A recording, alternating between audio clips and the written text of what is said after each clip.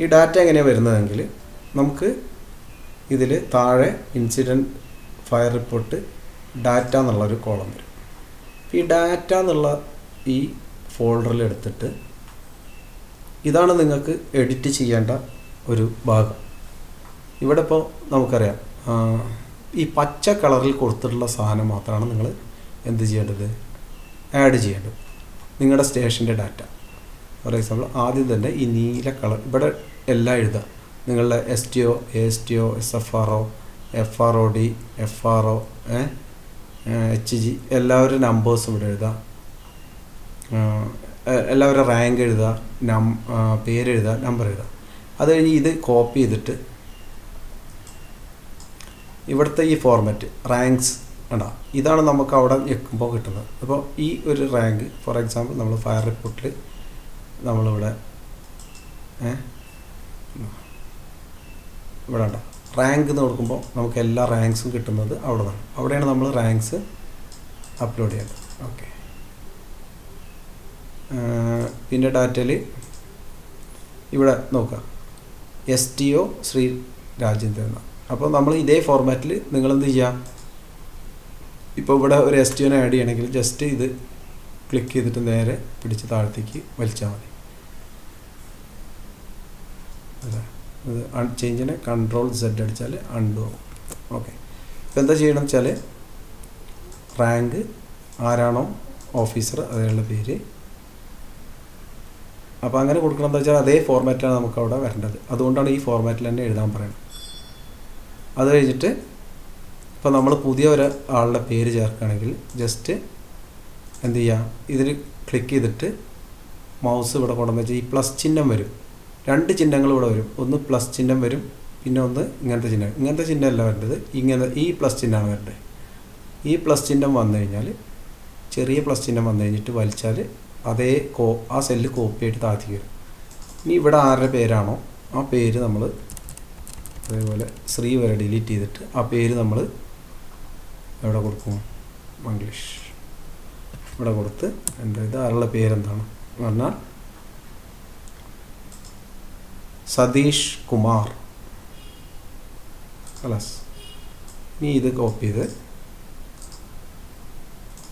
ഇവിടെ പേസ്റ്റ് ചെയ്യാം. കലാസ്. ഇത്രയേ ഉള്ളൂ. അപ്പോൾ ഞാൻ പേസ്റ്റ് ചെയ്യുന്ന ആയിട്ടില്ല, അതുകൊണ്ട് ഞാനത് കട്ട് ചെയ്യണം. ഓക്കെ. അപ്പം നിങ്ങൾക്ക് നിങ്ങളുടെ സ്റ്റേഷനിൽ വന്നു കഴിഞ്ഞാൽ നിങ്ങൾ ചെയ്യേണ്ട കാര്യം എന്താ വെച്ചാൽ നിങ്ങളുടെ STO, ASTO, SFRO എന്നിവരുടെ പേരുകൾ ആദ്യം ഈ ബ്ലൂവിൽ ചേർക്കുക. എല്ലാ ഡാറ്റയും ഇവിടെ ചേർക്കുക. അത് കഴിഞ്ഞ് ഇവിടുന്ന് ആ ഡാറ്റ എടുത്തിട്ട് ഇവിടെ ഉള്ള പോലെ ഇതേ ഫോർമാറ്റിൽ തന്നെ ഇവിടെ ഫില്ല് ചെയ്യുക. ഇവിടെ ഇത് നമ്മൾ ഈ ഇത് ഉണ്ടോ റാങ്ക്, നമ്പർ, പേര്, ഇതെവിടെയാണ് വരിക? ഇത് സ്വാഭാവികമായിട്ട് നമുക്ക് വരുന്നത് ഫയർ റിപ്പോർട്ടിൽ ഏറ്റവും താഴെ ഉണ്ടോ ഈ ഇവിടെ റാങ്ക് നമ്പർ. അപ്പോൾ നമ്മളിവിടെ ക്ലിക്ക് ചെയ്തിട്ട് ഇതിപ്പോൾ ലോക്ക്ഡാണ്. ഇതാ ഇവിടെ ക്ലിക്ക് ചെയ്തിട്ട് ലോക്ക് ചെയ്തത് വരില്ല. ഇവിടെ ക്ലിക്ക് ചെയ്ത് കഴിഞ്ഞാൽ നമുക്ക് ആ ഫയൽ മുഴുവൻ ഇവിടെ വരും. അപ്പോൾ ആരാണോ അയാളുടെ പേരും നമ്പറും തെറ്റാതെ നമുക്ക് ഈ ഫയർ റിപ്പോർട്ട് ഉണ്ടാക്കുമ്പോഴുള്ള ഒരു കുഴപ്പം എന്താ വെച്ചാൽ ആദ്യം നമ്മൾ അറ്റൻഡൻസ് ഷീറ്റ് നോക്കണം, ആളുടെ നമ്പർ നോക്കണം, റാങ്ക് നോക്കണം, പേര് നോക്കണം. ഇതൊക്കെ ചിലപ്പോൾ നമ്പർ മാറാം, പേര് മാറാം. ഇത് അങ്ങനെ ഒരു പ്രശ്നം ഇവിടെ വരില്ല. കാരണം റാങ്കും പേരും നമ്പറും നമ്മൾ ഓൾറെഡി ഫിൽഡാണ്. അതേപോലെ താഴെ നമുക്ക് എന്ത് വേണമെങ്കിലും എഴുതാനും പറ്റും. അതും ഇംഗ്ലീഷിൽ ചെയ്യാം. ഇത്രയും കാര്യങ്ങൾ മനസ്സിലായി എന്ന് വിശ്വസിക്കുന്നു. അപ്പോൾ ഡാറ്റയുടെ കാര്യത്തിൽ നമ്മൾ ഈ പച്ച കളറിലുള്ളതാണ് നമ്മുടെ ഡാറ്റ. അപ്പോൾ ഈ ആ പച്ച കളറിൽ എഴുതിയിട്ടുള്ള ഡാറ്റയുടെ അതേ മോഡലിലായിരിക്കണം നിങ്ങൾ എന്ത് ചെയ്യേണ്ടത്, പ്രിൻ്റ് ചെയ്യേണ്ടത്. ഇതാണ് നമ്മുടെ ക്ലിക്ക് ചെയ്യുമ്പോൾ നമുക്ക് വരുന്നത്. അതേപോലെ ഈ ഇവിടെ ഇതിലൊന്നും വേറെ കളറിലുള്ളതിലൊന്നും നിങ്ങളൊന്നും ചെയ്യാൻ പാടില്ല. കാരണം ആ ഡാറ്റ ലോക്ക്ഡാണ്. ആ ഡാറ്റകൾ മാറ്റിക്കഴിഞ്ഞാൽ നിങ്ങൾക്ക് എറർ വരും. ഇവിടെ നോൺ എഡിറ്റബിൾ റീജിയൻ, ഇത് ഒരിക്കലും എഡിറ്റ് ചെയ്യാൻ പാടില്ല. ഇത് കാരണം എന്താ വെച്ചാൽ ഇത് മാറാൻ പാടില്ല. ഓക്കെ, ഇത്രയും കാര്യങ്ങൾ ക്ലിയറായി എന്ന് വിചാരിക്കുന്നു.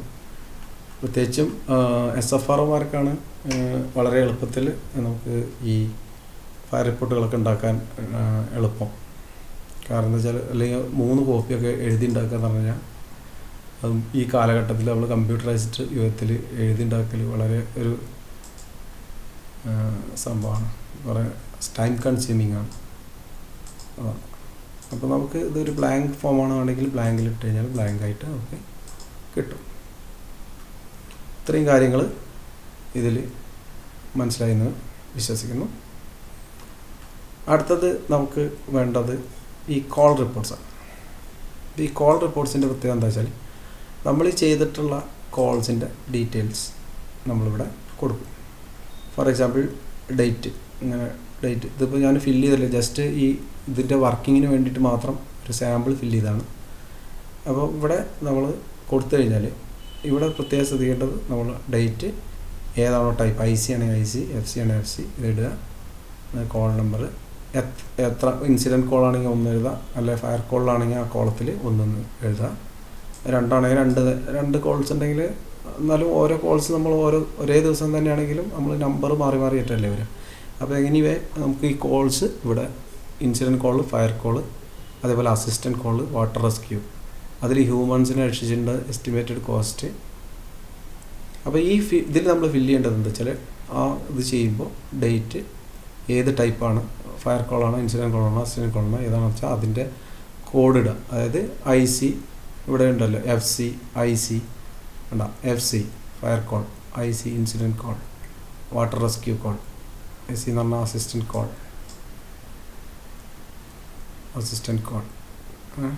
Total calls, human rescued, animal rescued, estimated cost, പിന്നെ കോസ്റ്റ് സേവ്ഡ് എത്ര, ടോട്ടൽ കോസ്റ്റ്, ഇതൊക്കെ നമുക്കിവിടെ ചെയ്യാൻ പറ്റും. അപ്പോൾ എന്താണെന്ന് ചെയ്യുകയെന്ന് വെച്ചാൽ നമ്മൾ ഇത് ഇവിടെ എഴുതുന്നതിനനുസരിച്ച് ഓട്ടോമാറ്റിക്കായിട്ട് ഇതിപ്പോൾ എത്രാമത്തെ കോളാണെന്ന് വെച്ചാൽ ആ കോൾസ് ചെയ്തിട്ട് ഇവിടെ വരും. അപ്പോൾ നമുക്ക് ഈ ടോട്ടൽ, അതായത് ഇപ്പോൾ ഇവിടെ ഒരു IC ഇവിടെ കൂടി വിചാരിക്കുക, ഓട്ടോമാറ്റിക്കായിട്ട് ഇവിടെ കൂടണം. അപ്പോൾ നമ്മളൊരു IC ഇവിടെ ആഡ് ചെയ്ത്, ഫോർ എക്സാമ്പിൾ ഒരു ICന്ന് ആഡ് ചെയ്തായിരിക്കും, ആ എടുത്തിട്ട് ഇവിടെ ക്ലിക്ക് ചെയ്ത് കഴിഞ്ഞാൽ അത് 13 കണ്ടില്ലേ. ഇവിടെ വീണ്ടും ഒരു IC കൂടി ചേർത്ത് കഴിഞ്ഞാൽ അത് 14 ഓട്ടോമാറ്റിക്കായിട്ട്. H ആണെങ്കിൽ 14. അപ്പോൾ ഈ കോളത്തിൽ 1 ആഡ് ആയാൽ അവിടെ കൗണ്ട് ചെയ്തുകൊണ്ടിരിക്കും. ഇവിടെ കൗണ്ട് ചെയ്യുമ്പോൾ അതേസമയം നമുക്കറിയാം എത്ര കോൾസ് ആയിരുന്നു. ഓക്കെ, ഇനി നമുക്ക് ഫയർ കോൾ നോക്കാം. ഇവിടെ ഫയർ കോൾ 1 അല്ലേ, ഇവിടെ ഒരു ഫയർ കോൾ നമ്മൾ ആഡ് ചെയ്തു.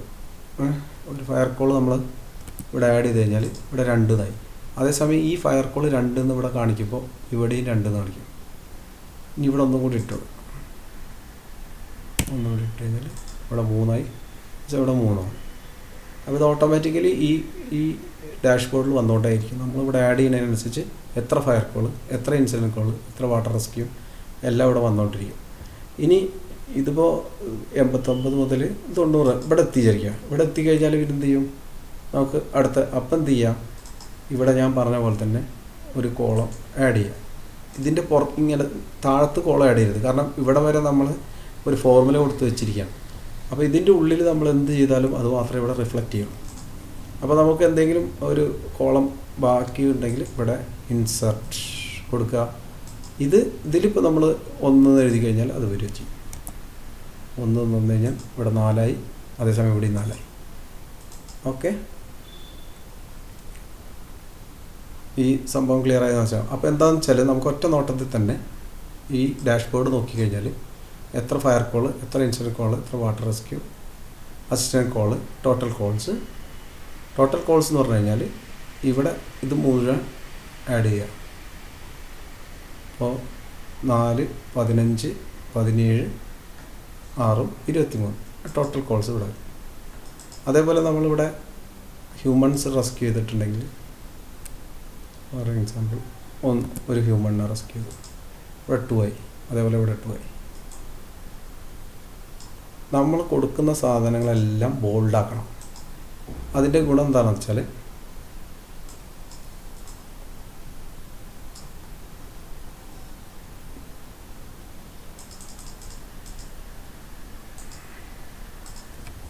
നമ്മൾ കൊടുക്കുന്ന സാധനങ്ങളൊക്കെ ബോൾഡായി കഴിഞ്ഞാൽ നമ്മൾ എന്താണ് എഴുതിയത്, ഫോർ എക്സാമ്പിൾ ഒരു ഫയർ റിപ്പോർട്ട് കണ്ട് നോക്കുമ്പോൾ നമ്മൾ എഴുതിയിട്ടുള്ളത് എന്താണോ അത് വേറെ തന്നെ നമുക്ക് കാണാൻ പറ്റും. കണ്ടോ, നമ്മൾ കൊടുത്തതൊക്കെ ബോൾഡായിരിക്കും. അപ്പോൾ നമുക്ക് പെട്ടെന്ന് തന്നെ ഒരു ഒറ്റ നോട്ടത്തിൽ നമ്മൾ എഴുതിയത് മുഴുവൻ നമുക്ക് വായിക്കാൻ പറ്റും. പിന്നെ എന്തെങ്കിലും എഡിറ്റ് ചെയ്യാണ്ടെങ്കിൽ എഡിറ്റ് ചെയ്യാം. ബാക്കിയുള്ളതൊക്കെ ആ ഫോർമാറ്റിൽ ബോൾഡല്ല, നമ്മൾ എഴുതിയതൊക്കെ ബോൾഡായിരിക്കും. അത് പ്രത്യേകം ശ്രദ്ധിക്കുക.